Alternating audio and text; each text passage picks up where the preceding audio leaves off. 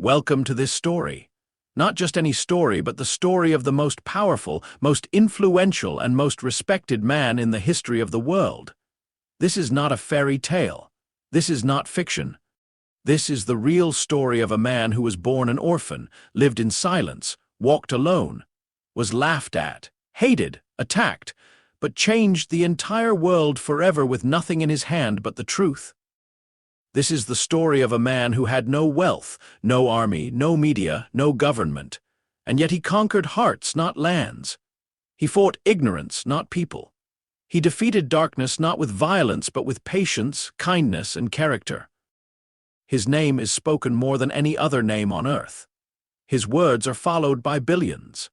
And even today, more than 1,400 years later, his message still shines in every corner of the planet. This is the story of Prophet Muhammad, peace be upon him. If you listen till the end, you will feel stronger. You will feel more peaceful. And you will learn powerful lessons that can change your own life, no matter who you are or where you come from. So take a deep breath, sit with an open heart, and prepare to witness the greatest story ever told. Let us go back more than 1,400 years ago to the year 570 CE. The world at that time was not peaceful. It was full of darkness. People were worshipping idols made of stone, wood, even dates. Women had no value.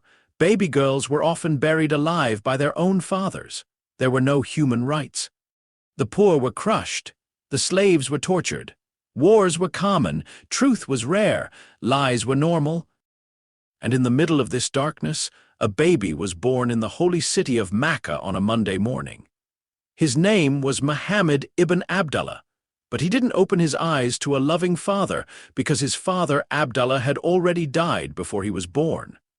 Yes, he was born an orphan. His mother Amina was heartbroken but strong.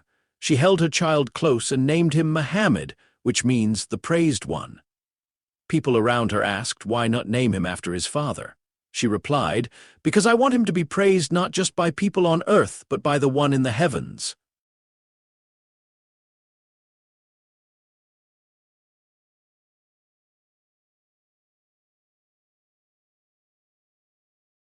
That one sentence would become a prophecy.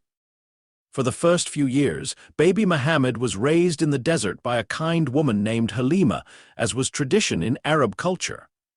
Halima's life changed forever when Muhammad came into her home. Her goats gave more milk, her animals became stronger, her house felt blessed. She later said, "We never saw blessings like the ones we received with this child." But when he was just 6 years old, his mother took him on a journey to visit his father's grave. On the way back, she fell ill. In a village called Abwa, far from home, Amina died. Little Muhammad was left completely alone in the world. He was just 6. No father, no mother, only pain, only silence. But he didn't complain. He didn't cry to the world. He just walked quietly with dignity. After his mother's death, Muhammad was taken in by his grandfather Abdul Muttalib, the respected leader of Mecca. But only 2 years later, his grandfather also died. Now just 8 years old, he was passed to his uncle Abu Talib, a kind but poor man who loved Muhammad more than all his own children. Even as a child, Muhammad was different. He never lied. He never shouted. He never hurt others. He helped the poor. He shared everything he had. People started calling him Al-Amin, which means the trustworthy one. He worked as a shepherd, taking care of sheep, a job that requires patience, gentleness, and calm. Even his enemies later admitted, "We have never seen a man more truthful, more kind, and more noble than Muhammad." Muhammad was now growing into a young man. He had no rich family, no powerful title, no servants, but he had something greater than all of that. He had character. He worked hard. He walked gently. He spoke only when needed. He never hurt, never cheated, never lied. The marriage to Khadijah. When Muhammad was about 25 years old, a wealthy woman named Khadijah heard about his honesty. She was a widow, wise, powerful, and respected. She was tired of hiring men who lied or cheated in business. Someone told her, "Hire Muhammad, he's honest and smart, he never lies." So she sent him a message. "Will you take my goods to Syria and sell them for me?" He agreed.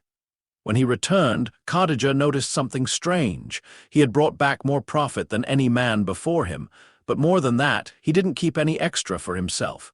He gave every coin with full honesty. Khadija was touched, not because of his money, but because of his soul. Even though she was older and many rich men had asked to marry her, she sent a quiet message through a friend. "Would Muhammad accept a proposal of marriage from a woman like me?" They were married in a simple, beautiful ceremony. This was not just a marriage. It was a partnership, a friendship, a shelter for two noble souls in a world full of cruelty. They lived together with love for 25 years. She was the first person to believe in him, the first to hold his heart, and the first to support him when the entire world would later turn against him. Muhammad never married another woman while Khadija was alive. Even after her death, he never stopped mentioning her.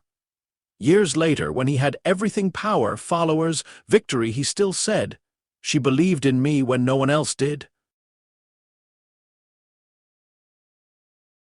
Muhammad was now in his late 30s. He lived quietly in Mecca, still known as Al-Amin, but the world around him was getting worse. People worshipped idols made of stone and gold. Slaves were beaten. Girls were still buried alive. The poor were starving. The rich were partying. No justice, no mercy, no truth. Muhammad used to feel deep pain inside. He would walk alone to a small cave on a mountain called Hira, just outside the city. He would sit there for hours, sometimes for days, thinking, crying, praying, asking the one who created everything, "Where is the truth?" He had no teacher, no books, no priest, but he had a heart that was pure and a mind that never accepted evil. The first revelation. He was now 40 years old. He had gone to the cave of Hira again, alone. It was quiet, it was dark. He was sitting in deep thought. Suddenly he saw a bright light. He heard a voice that said, "Read." Muhammad replied, "I cannot read." Again the voice said, "Read." He repeated, "I cannot read." And a third time the voice said, "Read in the name of your Lord who created." It was the angel Gabriel, the same angel who came to other prophets before him. But this was the beginning of the greatest mission ever given to any human being to guide mankind, to spread truth, to clean the hearts of people, to destroy falsehood, to speak for the poor, to defend the weak, to teach peace, to teach Islam. Muhammad was shaking. He ran home to Khadija. He cried, "Cover me, cover me." He told her everything. Did she laugh? Did she doubt? She held him close and said, "By Allah, he will never disgrace you. You take care of the poor, you help the weak, you speak the truth, you carry the burdens of others. Allah will never leave you." This was the first day of prophethood. The first believers. The message had begun, but Muhammad remained silent for days, waiting for the next command. Until one day the second message came. "O you who is covered, stand up and warn the people." He went home to Khadija. She believed in him immediately. She was the first Muslim in the history of the world. Then came the second believer, a young boy living in his house, Ali ibn Abi Talib, his cousin, only 10 years old. The third believer was Zayd ibn Haritha, his adopted son, a former slave. And then came Abu Bakr, one of the Prophet's closest friends. As soon as the Prophet told him about Islam, Abu Bakr said, "If it comes from your mouth, it must be the truth. I believe." For 3 years, the message was private. No speeches, no public call, no open challenge, because the world was not ready. The public call. One day the command came. "Warn your closest family and stand on the mountain and call the people." So he climbed the hill of Safa and called out, "O people of Mecca, if I told you that an army was behind this mountain ready to attack, would you believe me?" They all replied, "Yes, we have never heard you lie." Then he said, "I am a warner to you from Allah. Leave your false gods, worship only him, save yourselves from punishment." But instead of accepting, they laughed, they whispered, they became angry. One man, his own uncle Abu Lahab, shouted, "May you perish! Did you gather us for this?" And he walked away in rage. From that moment, life changed. The same people who once loved Muhammad now turned against him. They began to mock him in the streets. They called him mad, a magician, a poet, a liar. The leaders of Quraysh tried to stop Muhammad with offers. They sent their most respected man to him, Utbah ibn Rabi'ah. Utbah said, "O Muhammad, if you want wealth, we will give you all our money. If you want marriage, we'll give you the most beautiful women. If you want to be king, we'll crown you today." The prophet sat quietly and then recited verses from the Quran. The verses shook Utbah. He stood silently and walked away. He told his people, "This is not poetry, this is not magic, this is something beyond us." But they didn't stop. They attacked him harder. They would throw dust on him while he prayed. They would laugh when he walked in the streets. They would place animal intestines on his back while he was in prostration. His own neighbors would throw garbage at his door. But he never hit back. He never shouted. He never cursed. He just cleaned himself and prayed for them. The torture of early Muslims. The Quraysh knew they couldn't touch the prophet directly because he was protected by his tribe. So they began to attack his followers, especially the poor and the weak. They tortured Bilal ibn Rabah, a black slave who had accepted Islam. They tied him to the ground in the burning sun, placed heavy stones on his chest, and whipped him. But Bilal kept saying, "Ahad, Ahad, one, one." They killed Sumayya, the first martyr in Islam, a woman who refused to give up her faith. They stabbed her in front of her husband and son. They tortured Yasir, her husband, until he died in pain. The boycott. The leaders of Quraysh decided to attack the prophet in a new way with starvation and isolation. They made a secret document that said, "No one should trade with Muhammad's tribe. No one should marry them. No one should speak to them. No one should help them in any way." The entire tribe of Banu Hashim, including the prophet, was cut off from the city. They were forced to leave Mecca and live in a small dry valley. For 3 years, the Muslims suffered in silence. They had no food. Children cried from hunger. They ate leaves. They chewed on dry leather. And yet, the prophet never gave up. He comforted people. He led them in prayer. He reminded them, with hardship comes ease. 3 years passed. Then one day, something miraculous happened. When they went to remove the boycott document from the Kaaba, they found it had been eaten by insects. Only one line was left. "In your name, O Allah." The boycott ended. The Muslims returned to Mecca, but the pain was not over. The year of sorrow. Soon after returning to Mecca, the prophet lost the 2 greatest supporters of his life. First, his beloved uncle Abu Talib, the man who raised him and protected him, became sick and died. The prophet had lost his guardian, and now he had no protection. Days later, Khadijah, the love of his life, the first believer, the woman who held him when he cried, also passed away. She had grown weak during the boycott. This year came to be known as al-Huzn, the year of sorrow. The journey to Taif. Even in his deepest sadness, the prophet kept going. He walked to a new city called Taif, about 100 km from Mecca, hoping they would listen.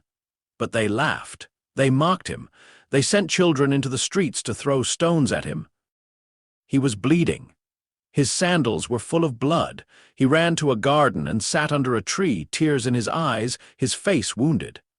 And then he raised his hands and made a prayer so powerful, so full of love and pain. "O Allah, I complain to you of my weakness, my lack of support, and how low I am in the eyes of people. You are the most merciful. You are the Lord of the weak. If you are not angry with me, I do not care, but I ask for your mercy." Even in his worst moment, he did not complain about the people. He only asked Allah, "Are you angry with me?" And Allah answered him with a miracle. The night journey. One night, as the prophet was resting near the Kaaba in Mecca, something unimaginable happened. An angel came to him, Gabriel, and beside Gabriel was a white animal with wings called Burak. The prophet was invited to ride the Burak. In a moment it carried him across the desert, faster than lightning, to Jerusalem. He stopped at Masjid al-Aqsa. There he found a group waiting. These were the prophets of the past: Ibrahim, Musa, Isa, Yusuf, Dawud. Muhammad was asked to lead them in prayer. The last prophet leading all the prophets. But the journey wasn't over. Gabriel took the prophet upward into the skies, not in a dream, but physically, body and soul. This was the Miraj, the ascension. He passed through the 7 heavens, meeting different prophets in each. He came to a place where even Gabriel stopped. Gabriel said, "I cannot go beyond this point, but you are invited." And the prophet continued until he stood in the divine presence of Allah. In that sacred moment, Allah gave the prophet a gift, the gift of prayer. Originally, the command was 50 prayers a day, but through the prophet's requests, it was reduced to 5 prayers a day. Allah said, "They are 5 in number but 50 in reward." When the prophet returned and told people about this journey, they laughed. They mocked. But one man, Abu Bakr, stood up immediately and said, "If Muhammad said it, then I believe it." From that day, he was given the title as Siddiq, the truthful one. Finding a new home. The prophet was now looking for a new home. During the pilgrimage season, he met a small group of people from a town called Yathrib. He spoke to them about Islam. They listened and believed. They promised to return the next year with more people. The following year, 73 men and 2 women came.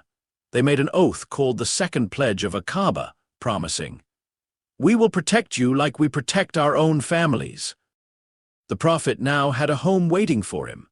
But the Quraysh were watching, and they made a final plan to kill the prophet that very night. The Great Escape.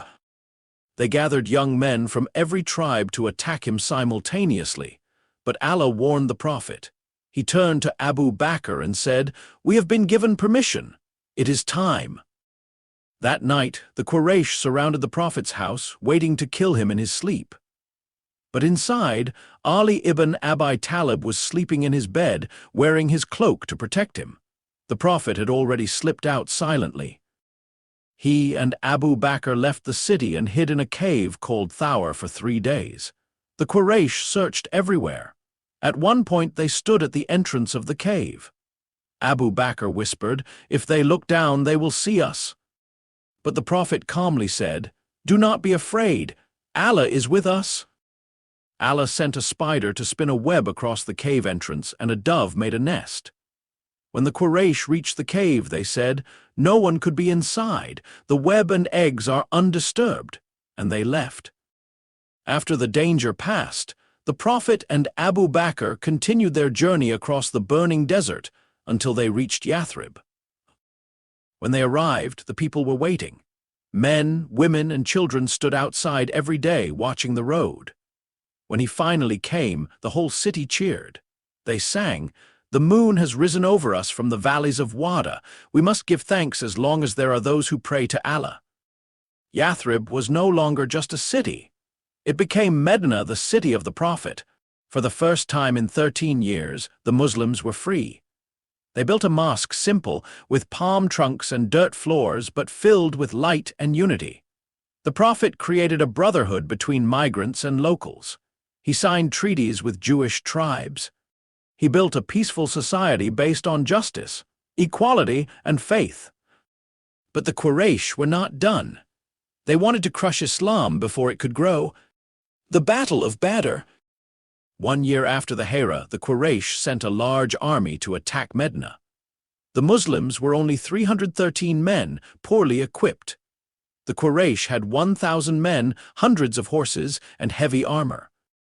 The prophet stood before his people and said, "Allah has promised me one of 2 things, victory or martyrdom." The Muslims fought bravely with faith in their hearts. Allah sent angels to support them. In the end, the Muslims won. The Quraysh were shocked. The Battle of Uhud. The next year, the Quraysh came back with 3,000 soldiers.